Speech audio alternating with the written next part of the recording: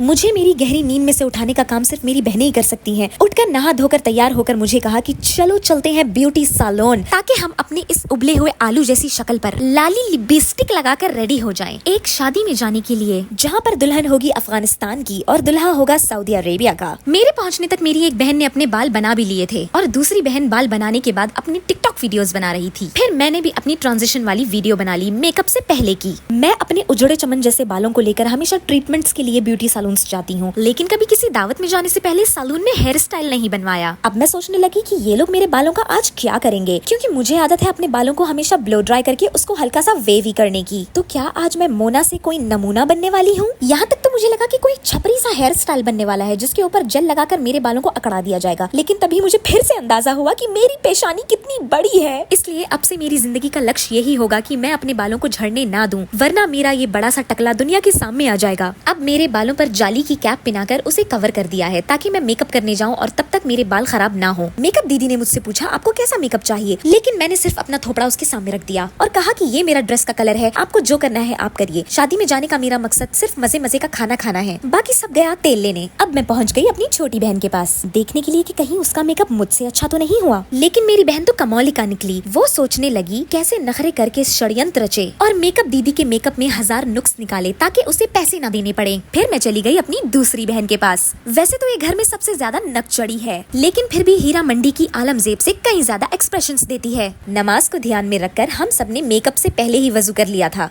इसीलिए मगरिब का वक्त होते ही हम सब नमाज पढ़ने चले गए। अब आया मेरे हेयर स्टाइल का वक्त। मैंने बालों वाली दीदी से कहा कि कुछ भी करना, लेकिन मेरे बालों पर स्प्रे मत लगाना। मैं नहीं चाहती कि मेरे बाल अकड़ जाएं। मैं चाहती हूँ कि मेरे बाल बॉलीवुड फिल्मों की हीरोइन की तरह हवाओं में उड़ते रहें। लेकिन लगता है कि बालों वाली दीदी बहरी थी, उन्होंने मेरी बात को अनसुना कर दिया। तभी मेरी बहन चुड़ैल की तरह कुछ खाती हुई आई और मुझे एक अजीब सी लुक देकर चली गई। मेरी दूसरी बहन, जो कि शक्ल से बहुत ज्यादा मासूम लगती है, लेकिन वो अंदर से दूसरों के खून की प्यासी चुड़ैल है, वो मुझे कहने लगी कि कभी भी तुम्हारे नाखून मेरी तरह नोकीले और चमकदार नहीं हो सकते, क्योंकि इसके लिए चुड़ैलों की तरह आधी रात को उठकर काफी सारे लोगों की चमड़ी खिकोरनी पड़ती है। घर के बर्तन झाड़ू और पोछे से अगर फुर्सत मिलती तो मैं भी पापा की परी बनकर अपने नाखूनों को चमचमाता हुआ रखती। लेकिन लगता है कि जब मैं पैदा हुई तो डॉक्टर ने ये नहीं कहा कि आपके घर पर बेटी पैदा हुई है, बल्कि कहा कि मुबारक हो, आपको फ्री में काम करने वाली नौकरानी मिल गई है, वो भी लाइफ टाइम के लिए। तभी मेरी बहनें वहाँ पर आती हैं और मेरे नाखूनों के कलर को देखकर चकित रह जाती हैं। वो कहती है कि नेल पॉलिश लगाने के बाद भी तुम्हारे नाखून नंगे नजर आ रहे हैं, ऐसा लग रहा है कि तुम्हारे नाखूनों ने चड्डी नहीं पहनी। मैंने कहा बहन, उसे न्यूड कलर बोलते हैं, जो कि बिल्कुल आपकी स्किन कलर की तरह होता है। कुछ लगाया या नहीं लगाया, कुछ पहना या नहीं पहना, पता ही नहीं चलता। तो वो कहने लगी कि तुम्हें लाल कलर की नेल पॉलिश लगानी चाहिए, जो कि तुम्हारे ड्रेस से बिल्कुल हटकर है, ताकि तुम्हारे नाखून हमारी तरह खूनी नाखून लगें और फिर तुम हमारे साथ हमारी चुड़ैलिया बहनों की टोली में शामिल हो जाओ। इतना प्यार देखकर मेरी तो आंखें नम हो गई, जिसकी वजह से मेरा मस्कारा पिघल गया। मैंने मेकअप दीदी से कहा था कि मैं बहुत रोती सूरत हूँ, मुझे पानी प्रूफ मस्कारा ही लगाना, लेकिन लगता है उसके लिए पैसे भी ज्यादा लगते हैं। फिर भी मैं मुंह उठाकर चली गई अपना मेकअप रिटच करवाने के लिए। अब वो घड़ी आ गई जब मैं पूरी की पूरी रेडी हो चुकी हूँ। पहली बार मैंने ऐसा मेकअप और ऐसा हेयर स्टाइल बनाया है। आप भी मुझे बताना कि मैं कैसी लग रही हूँ। वैसे मैं अगर अपना ओपिनियन दूं तो मुझे लगता है कि मेरे हाथों का थोड़ा सा डार्क कलर देखकर मेकअप दीदी ने थोड़ा सा डार्क फाउंडेशन लगा दिया है, क्योंकि बचपन से ही मेरे हाथों का कलर मेरे फेस से ज्यादा डार्क है। और मैं अपने हाथों की कितनी भी केयर करूं, मेरे हाथ नर्म, मुलायम और नाजुक दूसरी लड़कियों की तरह नहीं होते। और बचपन से हर किसी से इसी बात का मजाक उड़ते हुए सुना और लोगों के नेगेटिव कमेंट्स भी सुने कि तुम्हारे हाथ तो किसी बुढ़िया की तरह सख्त और झुर्रियों वाले हैं, और ये कि तुम डायरेक्ट शादी करना, मंगनी सेरेमनी कैंसिल कर देना, वरना तुम्हारा दुल्हा अंगूठी पहनाते हुए तुम्हारे हाथों को देखकर डर जाएगा। जी हाँ दोस्तों, ये मेरे कई सारे ट्रॉमाज में से एक डीप डार्क ट्रॉमा है, क्योंकि भले ही वो अपने घटिया मजाक में ये बात बोलते हो, लेकिन मैं हमेशा सोचने लगती कि क्यों मेरे हाथ दूसरी लड़कियों की तरह नाजुक और प्यारे नहीं हैं। लेकिन जैसे जैसे मैं बड़ी हुई और ये समझ में आया कि इस दुनिया में लोगों को और भी कई सारी बड़ी बड़ी तकलीफें हैं, और ये कि हमारे आसपास कुछ बुरे लोग होते हैं जो हमारे बारे में हमें नेगेटिव कमेंट सुनाकर हमारा सेल्फ कॉन्फिडेंस कम करने की कोशिश करते हैं, और ये कि अल्लाह ताला अपने हिसाब से हर किसी को एक यूनिक खूबसूरती देता है, अल्हम्दुलिल्लाह। और बाकी सारे लोगों के कमेंट्स और उनकी घटिया सोच गई तेल लेने। मैं जैसी हूँ मैं वैसी बहुत ज्यादा प्यारी हूँ। तो दोस्तों, बॉडी पॉजिटिविटी और सेल्फ लव पे मैंने पेल दिया आज का ज्ञान, जिसे आपको सीखना जरूरी है, वरना कुछ बुरे लोग अपनी कड़वी बातों से ऐसे ही आपको तंग करते रहेंगे। अब हम सब लोग घर की तरफ जाने के लिए निकल गए, क्योंकि मैंने तो कपड़े पहन लिए थे, लेकिन मेरी बहनें रेडी नहीं हुई थी अपने साथ कपड़े लाने के बावजूद भी, क्योंकि घर से अम्मी जान का कॉल आ गया था कि वो और हमारी बड़ी बहन भी हमारे साथ शादी में चलेंगी और हमें ही उन्हें घर पर जाकर मेकअप करके रेडी करना था।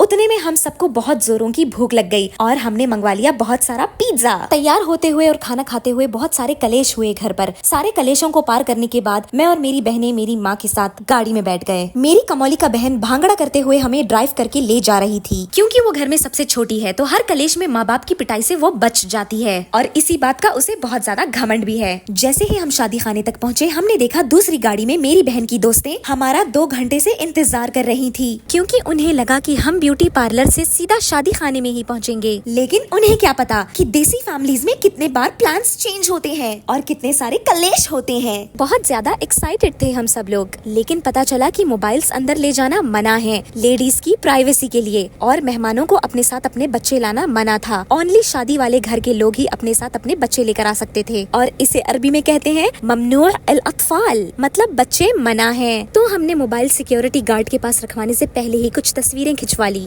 इस डर से कि बाद में कहीं मौका ना मिला तो हमारी ये सारी तैयारी वेस्ट हो जाएगी और ऑब्वियसली सोशल मीडिया पर लगाने के लिए एक भी तस्वीर नहीं रहेगी। और अब रात के 3 बज रहे हैं, सारे मेहमान और दुल्हा दुल्हन जा चुके हैं और हमारे मोबाइल्स हम सबको वापस दे दिए गए हैं। अब मैं आप लोगों को बता सकती हूँ कि ये शादी खाना कितना शानदार था। पूरा शादी खाना सफेद कलर से सजा हुआ था, बिल्कुल एलिगेंट। हॉल की दूसरी तरफ और भी बड़ा हॉल था जिसमें सफेद कुर्सियां और सफेद टेबल्स रखे थे खाना खाने के लिए। मेन डिनर से पहले सर्व करने के लिए बहुत सारे स्नैक्स भी बहुत शानदार तरीके से दिए गए थे। एंट्रेंस सारा सफेद फूलों से सजाया था और खुशबू का धुआं देने के लिए अरबी ऊद भी रखा था, वेलकम चॉकलेट्स और सऊदी कहवा के साथ। ये थी वो प्रिंसेस वाइब देने के लिए सीढ़ियाँ सफेद फूलों से सजी और बहुत ही बड़ी बालकनी जहाँ से दुल्हा दुल्हन ने एंट्री की थी। और ये था वो ड्रीमी स्टेज जहाँ पर अफगानी दुल्हन बैठी थी अपने सफेद गाउन में अपने सऊदी दुल्हे के साथ, जिसे देखकर मुझे और मेरी बहनों को लगा कि यहाँ पर तो बहुत ही अच्छी तस्वीरें आएंगी। प्रोफेशनल फोटोग्राफर की तरह हर एंगल में अपनी कमौली का बहन की तस्वीरें खींचने के बाद उसे एक भी तस्वीर पसंद नहीं आई और उसने फिर से फैमिली कलेश कर दिया, ये कहकर कि हम लोग तो उसकी खूबसूरती से जलते हैं। और जब इतने अच्छे बैकग्राउंड में मेरी तस्वीर खींचने का वक्त आया तो मेरी दोनों बहनों की टांगों में दर्द हो गया और उनके मोबाइल की मेमोरी भी खत्म हो गई, लेकिन खुद बैठकर सेल्फीज ले रही थी। थक हार कर घर पहुंच गए। फजर के टाइम के करीब मेकअप धोया और नमाज पढ़ ली। घर वाले पजामे पहनकर बेहोशी की नींद सो गए। क्या आपके भी फैमिली आउटिंग्स में इतना कलेश और ड्रामा होता है? बताइएगा।